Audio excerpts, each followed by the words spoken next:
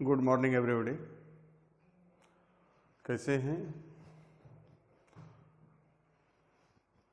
चलिए हम लोग अभी तक आशा करते हैं कि आप लोग बढ़िया से समझ रहे होंगे, क्योंकि कुछ जवाब नहीं आता उधर से कि हाँ क्या समझ रहे हैं नहीं समझ रहे हैं। थोड़ा सा यहाँ के लोग तो भाई करके समझ लेते हैं, यहाँ पर सब जवाब कर भी देता है, लेकिन जो घर में बैठे हुए हैं उन लोगों के तरफ से कोई रिस्पॉन्स नहीं आ रहा है कि हाँ समझ रहे हैं या नहीं समझ रहे हैं। यहाँ पर कहाँ कहीं प्रॉब्लम है तो उसका जवाब देना चाहिए, कुछ क्वेश्चन वोश्चन अराइज होना चाहिए। जो पहले भी बोले हैं कि व्हाट्सएप पर जाके क्वेश्चन को डाल सकते हैं, तो अभी तक कहीं कुछ विशेष आता नहीं है। खैर आशा करते हैं कि आगे ऐसा अच्छा से आप लोग पढ़ेंगे और बढ़िया से क्वेश्चन वोश्चन भी अराइज करेंगे। चलिए खुश रहिए, एंजॉय कीजिए। तत्कालिक आगे हम लोग देखते हैं टॉपिक कल जो देखे थे कि प्रतिक्रिया के दर को प्रभावित करने वाले कारक के बारे में देखे थे।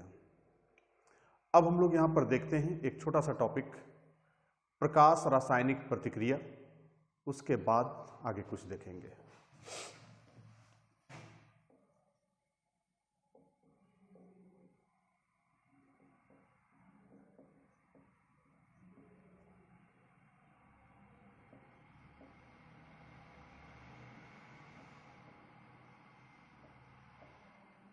Photo chemical reaction.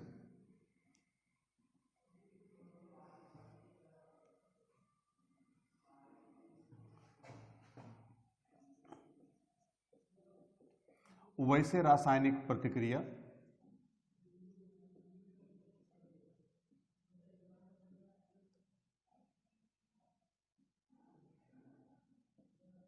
जो सूर्य के प्रकाश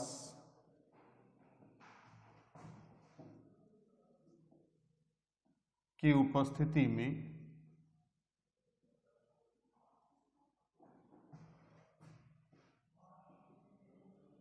संपन्न होता है,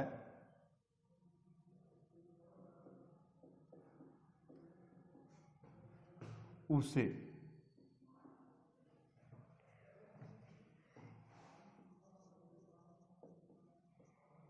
प्रकाश रासायनिक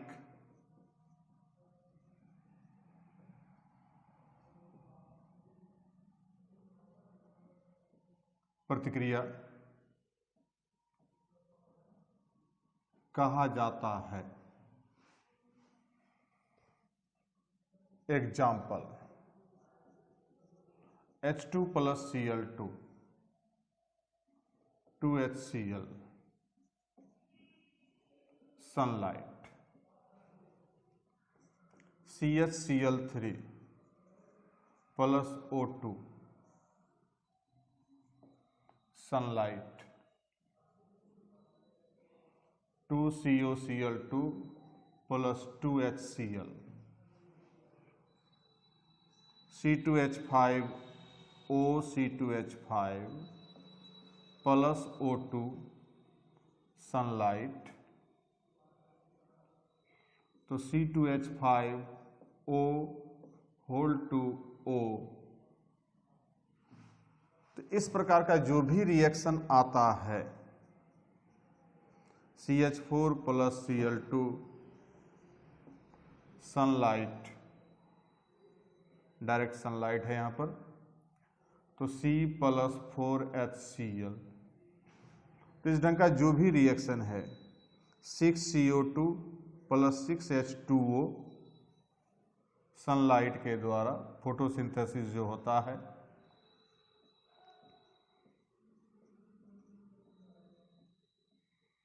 फोटोसिंथेसिस प्रकाश संश्लेषण, तो C6H12O6 प्लस 6O2। तो ये जितना भी रिएक्शन है सनलाइट की उपस्थिति में कंप्लीट हो रहा है। तो सनलाइट की उपस्थिति में कंप्लीट होने वाला जो भी रिएक्शन है वो सारा का सारा रिएक्शन क्या कहलाएगा? प्रकाश रासायनिक प्रतिक्रिया कहलाएगा। तो जितना भी देख रहे हैं सब का सब जो है सनलाइट की उपस्थिति में कंप्लीट हो रहा है। इन सारी प्रतिक्रियाओं को प्रकाश रासायनिक प्रतिक्रिया कहेंगे। और इसमें एक कंडीशन लगा हुआ है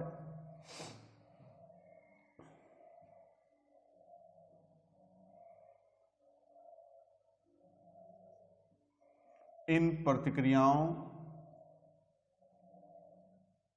का दर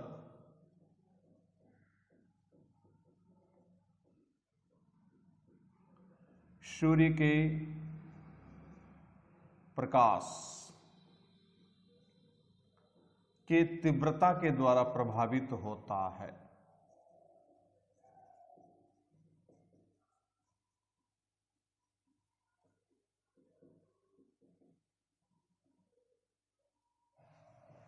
तो सिर्फ किस पर डिपेंड करेगा कि सूर्य के प्रकाश की तीव्रता जितना अधिक होगा रिएक्शन उतना ही अधिक फास्ट होगा। तीव्रता कम होगा, जैसे आप देखते हैं फोटोसिंथेसिस का प्रोसेस, बादल लगा हुआ है, कुहासा छाया हुआ है, उस समय फोटोसिंथेसिस काफी कम होता है, और जब तीव्र प्रकाश रहता है, काफी हाईलाइट रहता है, तो वहां पर फोटोसिंथेसिस की प्रक्रिया का काफी तेज गति से संपन्न होता है। तो उसका जाकर के जो है कि हमको रेट अलग होगा, और जो मंद वाला है उसका रेट अलग होगा। तो उसी प्रकार से जितना भी हमको यहाँ पर सूर्य के प्रकाश लाइट रिएक्शन वाला सब है कि सूर्य का प्रकाश का तीव्रता अधिक होगा तो तेज गति से रिएक्शन संपन्न होगा, और यदि सूर्य का प्रकाश की तीव्रता कम होगा तो मंद गति से प्रतिक्रिया संपन्न होगी। लिख लीजिए इसको यहां तक।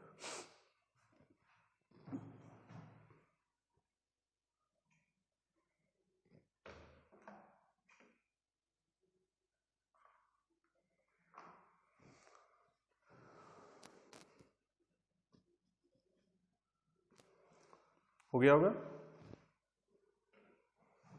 चलिए,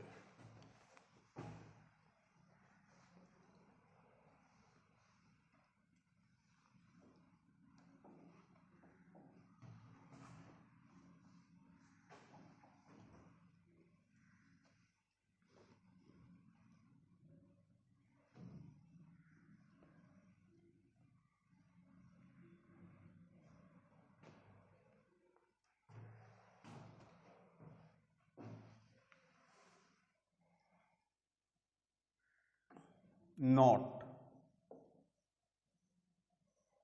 पहला नंबर,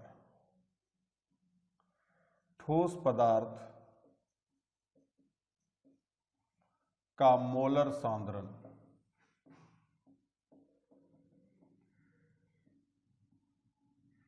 का मान 1 मोल प्रति लीटर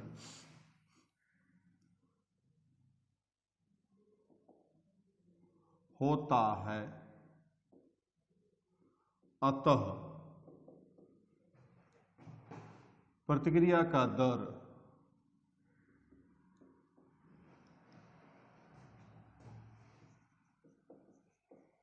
ठोस पदार्थ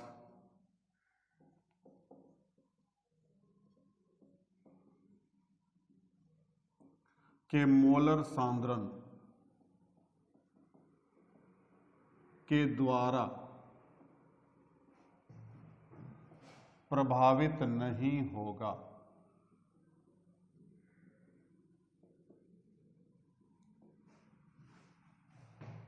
जितना भी ठोस पदार्थ है उसका मोलर सांद्रण 1 मोल प्रति लीटर होता है, अतः जाकर के चूंकि 1 मोल प्रति लीटर होगा तो 1 से कोई प्रभाव पड़ने वाला नहीं है, तो किसी भी प्रतिक्रिया का जो दर है वो ठोस पदार्थ के मोलर सांद्रण के द्वारा प्रभावित नहीं होगा। अभी तक हम लोग जान रहे थे फैक्टर जो पढ़े उधर कल वाला क्लास में, तो उसमें क्या जाने कि किसके द्वारा प्रभावित होगा, तो 6 कारक बताए।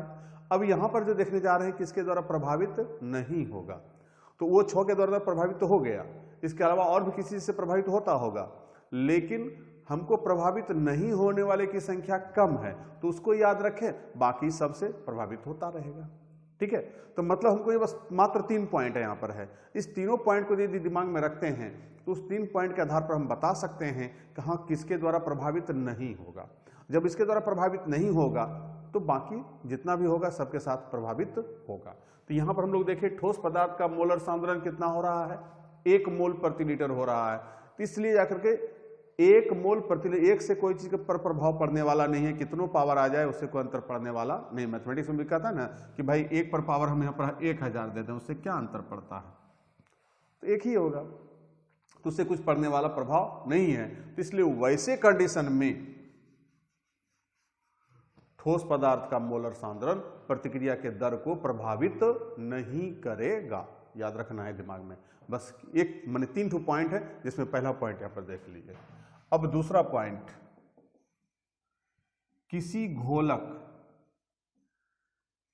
तो घोलक में मुख्य रूप से H2O मुख्यतः, क्योंकि अक्सर यही भेटाएगा, का मोलर सांद्रण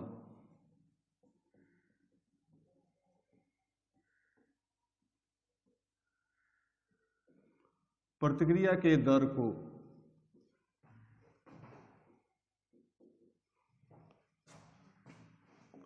प्रभावित नहीं करता है। कोई भी घोलक का मात्रा कितना बढ़ा दें घटा दें, प्रतिक्रिया के दर को प्रभावित नहीं करेगा। और तीसरा, प्रकाश रासायनिक प्रतिक्रिया, अभी जस्ट देखे थोड़ा देर पहले, प्रकाश रासायनिक प्रतिक्रिया में उपस्थित प्रतिकारक का मोलर सांद्रण भी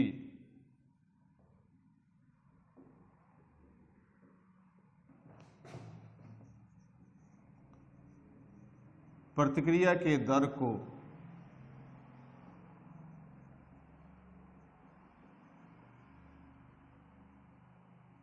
प्रभावित नहीं करेगा।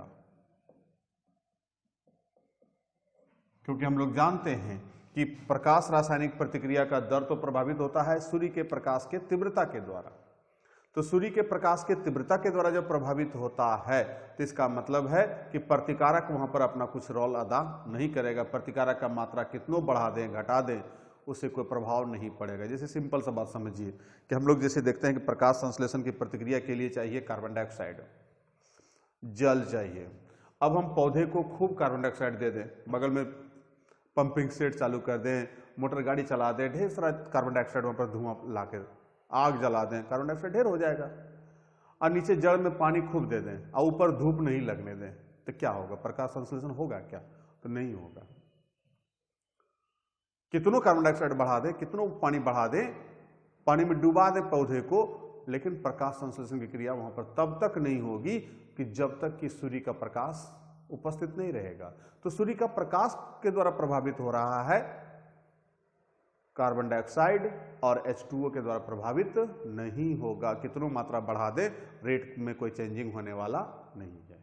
तो इस प्रकार से हम लोग देखते हैं कि प्रतिक्रिया का दर, ऐसा प्रतिक्रिया खास करके प्रकाश रासायनिक प्रतिक्रिया, उसका दर प्रतिकारक के मोलर सांद्रण के द्वारा प्रभावित नहीं होगा, या अर्थात उस पर निर्भर नहीं करेगा। ठीक है, तो ये 3 पॉइंट, ठोस पदार्थ, घोलक और प्रकाश रासायनिक प्रतिक्रिया, ये हर जगह आपको कष्ट देगा थोड़ा सा। बस ये 3 चीज याद रखना है कि ये तीनों प्रभावित नहीं करने वाला है, बाकी जो भी होगा सब प्रभावित करेगा। नोट कर लीजिए।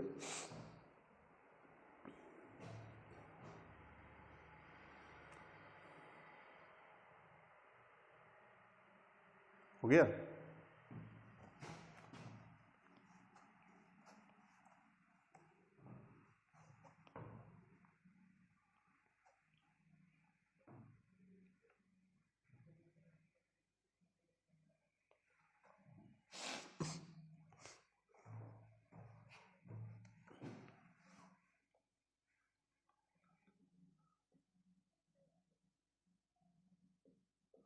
प्रतिक्रिया की अनुकता,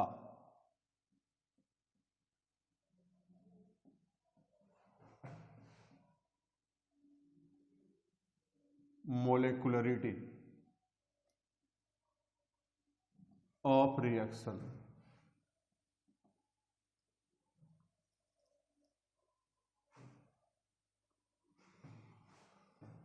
यदि इस बार एग्जाम में नहीं आता है तो आप लोग के लिए बेबियाई हो जाएगा। ये टॉपिक इंपॉर्टेंट रहेगा कि प्रतिक्रिया की अनुकता किसको कहते हैं। तो कहता है किसी रासायनिक प्रतिक्रिया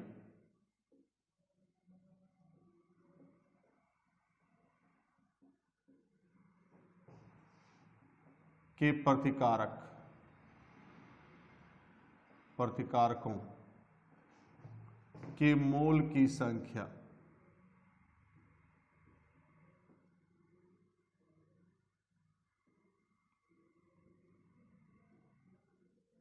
के कुल योग को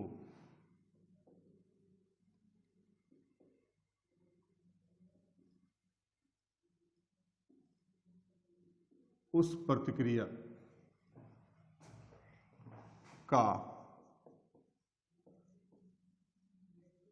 अनुक्ता कहा जाता है।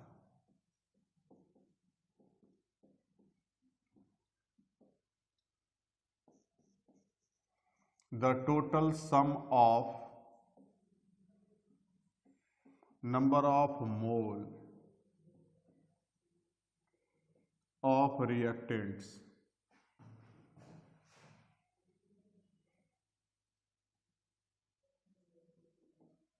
is called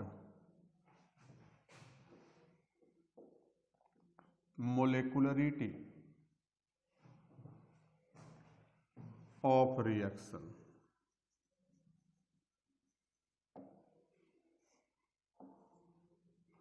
अर्थात तो molecularity of reaction equal to हो गया प्रतिकारकों के मोलर सांद्रण। समेशन मतलब योग होता है, तो प्रतिकारकों के मोलर सांद्रण, या नहीं तो सीधा लिखे तो प्रतिकारकों के मोलर सांद्रण का योग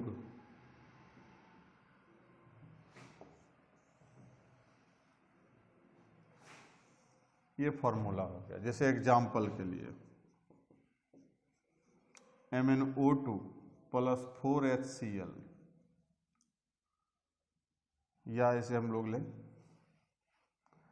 कि Ma plus Nb equal to product. इधर प्रतिफल कुछ बनता है, उससे कोई मतलब हमको प्रतिकारक से मतलब है, इसलिए मोलेकुलरिटी ऑफ रिएक्शन जो हो जाएगा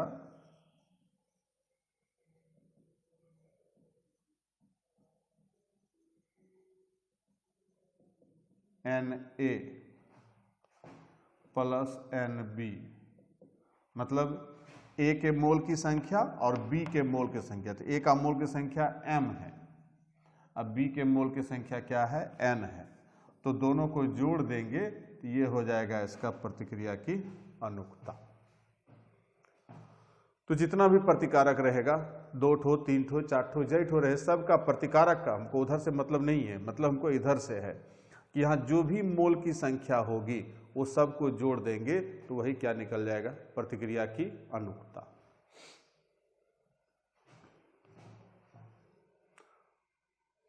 लिख लिया?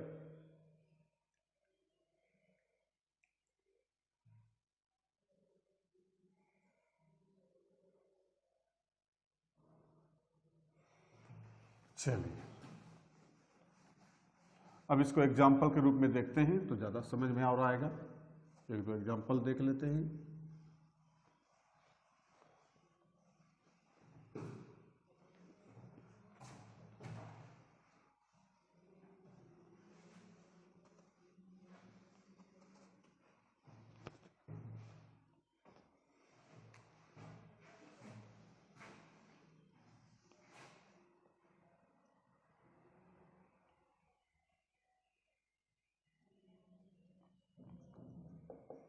कि MnO2 plus 4HCl, MnCl2 plus Cl2 plus 2H2O। अब यहां पर मोलेकुलरिटी ऑफ रिएक्शन, इसका मोल तो NMnO2 प्लस इसका मोल NHCl। अब इसका मोल है यहां पर 1 और HCl का मोल कितना है 4, तो कितना हो गया 5। ठीक है, तो इस प्रकार से और भी एग्जांपल ले। 4NO2 plus 2H2O plus O2 equal to 4HNO3। तो देयरफॉर मोलेकुलरिटी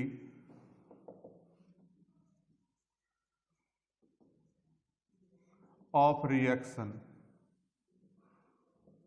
तो यहां पहले NO2 है तो NNO2 plus NH2O plus NO2, NNO2 4 plus 2 plus 1 तो 7। इस प्रकार से मोलेकुलरिटी हो गया कि जितना प्रतिकारक होगा सबके मोल की संख्या का जो योग है उसका योग जब निकालेंगे तो वही क्या कहलाएगा, मोलेकुलरिटी। लिख लिया। तो इस प्रकार से एग्जाम्पल समझ में आ गया कि मोलेकुलरिटी किसको कहते हैं। तो प्रतिक्रिया की अनुक्ता हो गया। बस मौखिक रूप से याद रखना है कि प्रतिक्रिया, कोई भी रासायनिक प्रतिक्रिया है उसमें प्रतिकारक का जितना भी प्रतिकारक होगा सबके मोल की संख्या का जो कुल योग होगा उसको हम लोग क्या कहेंगे, प्रतिक्रिया की अनुक्ता। तो यहाँ पर जितना भी कोई भी प्रतिक्रिया है उसके प्रतिकारक के मोल की संख्या का जो योग होगा वही क्या हो जाएगा, अनुक्ता। तो प्रतिक्रिया की अनुक्ता पूछे कि किसे कहते हैं, तो वो जाकर के यदि इस साल नहीं पूछा तो अगले साल आप लोग के लिए इंपॉर्टेंट होगा। तो वैसे करने शॉर्ट आंसर टाइप में 2 नंबरिया क्वेश्चन में पूछता है कि प्रतिक्रिया की अनुक्ता से आप क्या समझते हैं, तो वो जाकर के हम यहाँ पर बता सकते हैं एग्जाम्पल के साथ कि हाँ प्रतिक्रिया की अनुक्ता। 2 एग्जाम्पल नहीं देंगे, एक ही एग्जाम्पल देंगे, लेकिन एग्जाम्पल के साथ हम वहाँ पर दर्शा देंगे कि प्रतिक्रिया की अनुक्ता कहते किसको हैं। ठीक है, लिख लिया।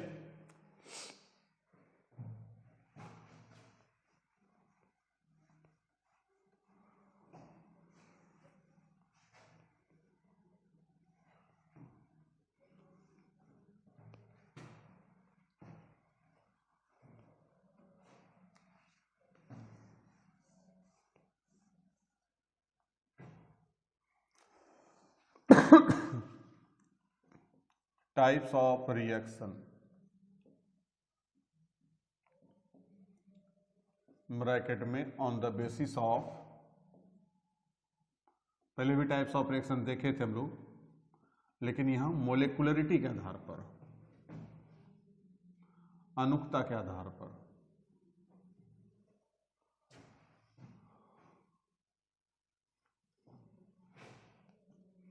तो अनुक्ता के आधार पर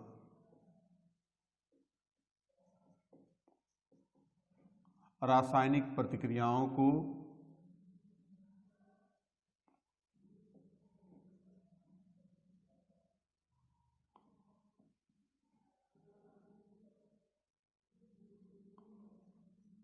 निम्नांकित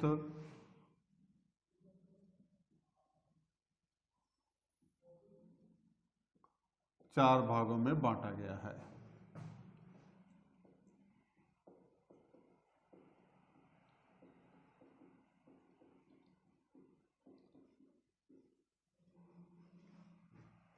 पहला नंबर एकानुक प्रतिक्रिया,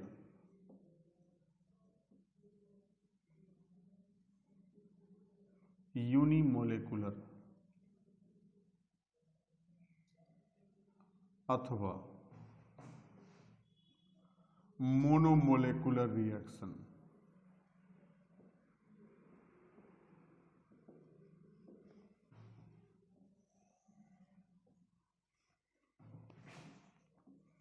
वैसे रासायनिक प्रतिक्रिया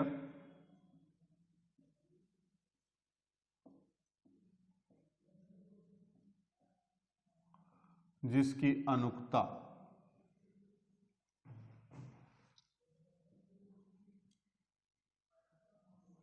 एक हो उसे यूनिमोलेकुलर रिएक्शन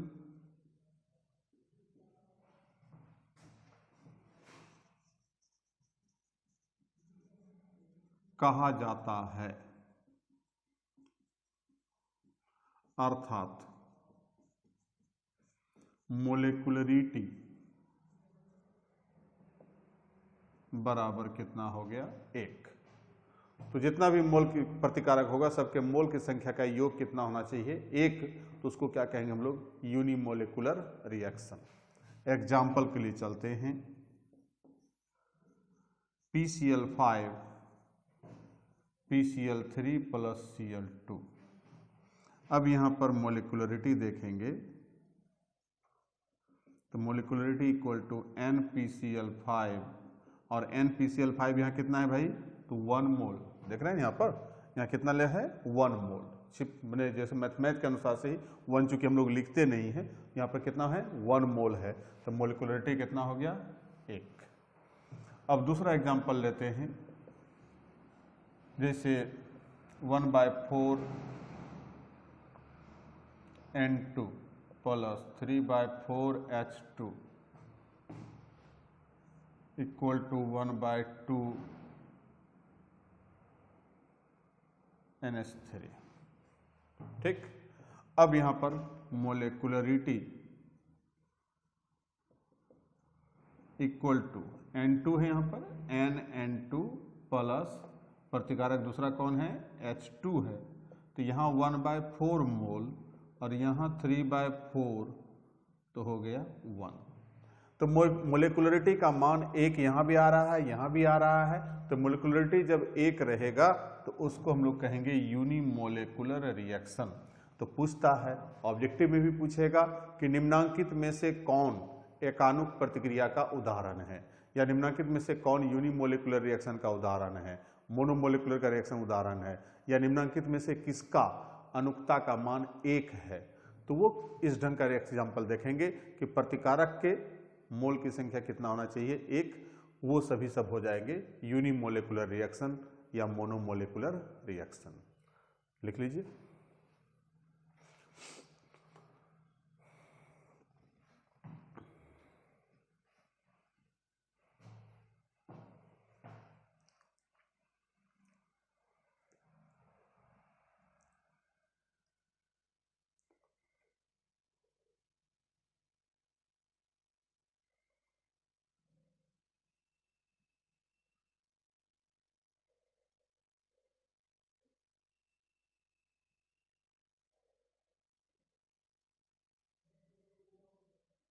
हो गया।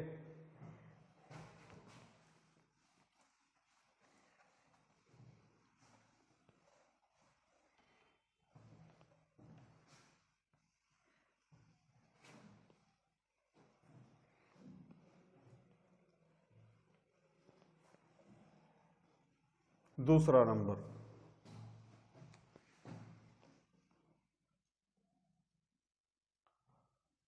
द्विअणुक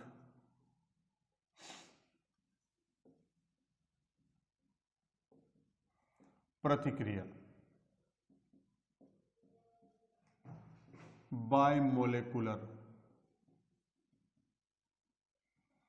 और डाइमोलिकुलर रिएक्शन।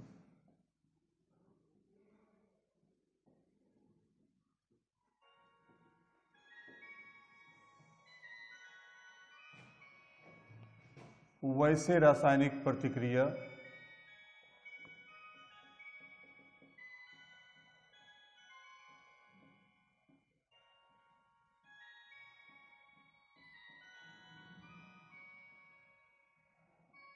जिसके अनुकता का मान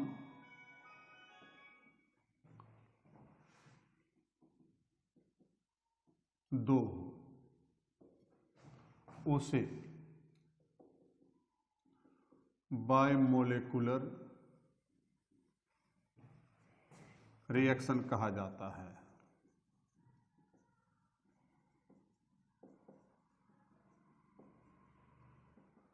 अर्थात मोलिकुलरिटी कितना होगा, 2 होगा। Example, N2 plus O2 2NO। तो यहां पर मोलिकुलरिटी हो गया NN2 प्लस NO2 बराबर 1 + 1 = 2। दूसरा एग्जाम्पल,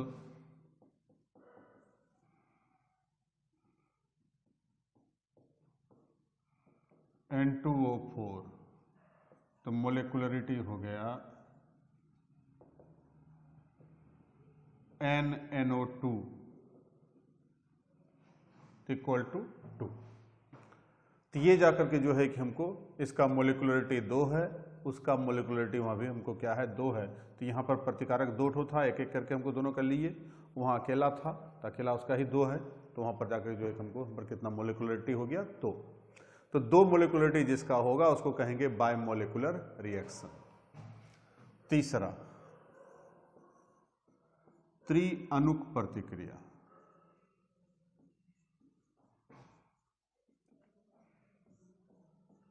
ट्राइमोलिकुलर रिएक्शन।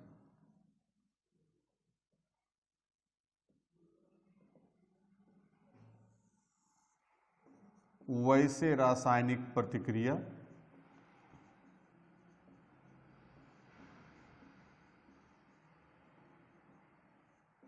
जिसका अनुकता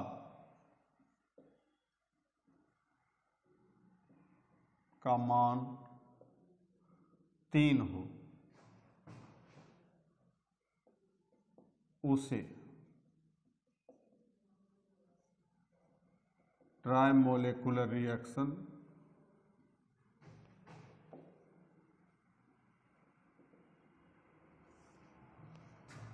कहा जाता है। अर्थात मोलिकुलरिटी = हो गया 3। Example, 2SO2 + O2 = 2SO3। अब मोलिकुलरिटी यहां देखेंगे इसका,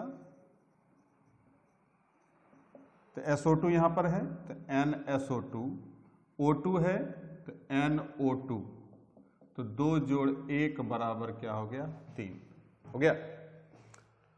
समझ रहा है कि नहीं? जोश नजर नहीं आ रहा है?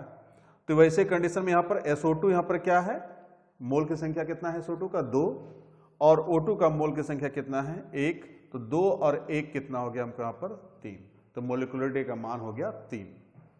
दूसरा एग्जांपल लेते हैं, 3O2 2O3,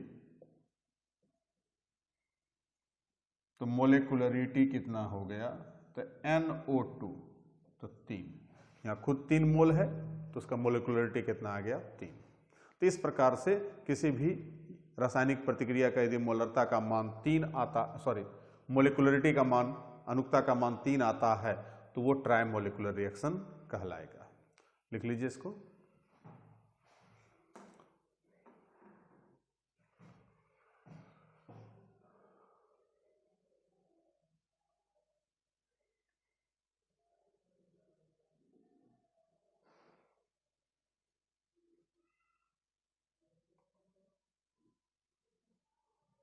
ठीक है, तो 2 तो देख लिए, 2 वाला और 3 वाला।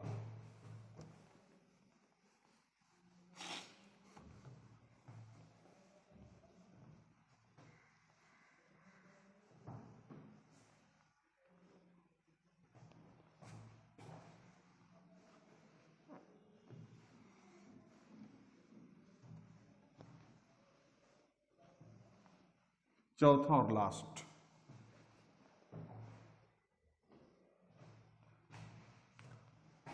चौथा नंबर, बहुअणुक प्रतिक्रिया, पॉलीमोलिकुलर अथवा मल्टीमोलिकुलर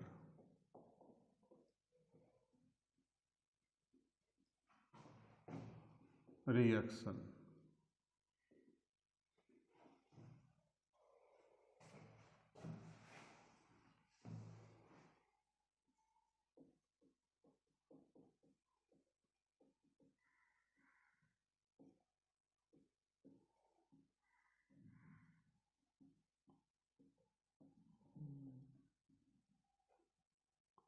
जिसके अनुकता का मान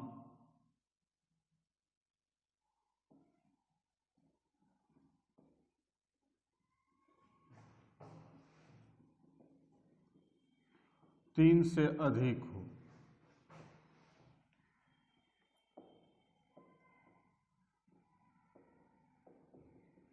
उसे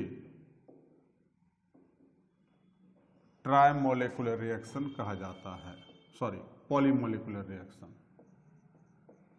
पॉलीमोलेकुलर रिएक्शन कहा जाता है, अर्थात मोलेकुलरिटी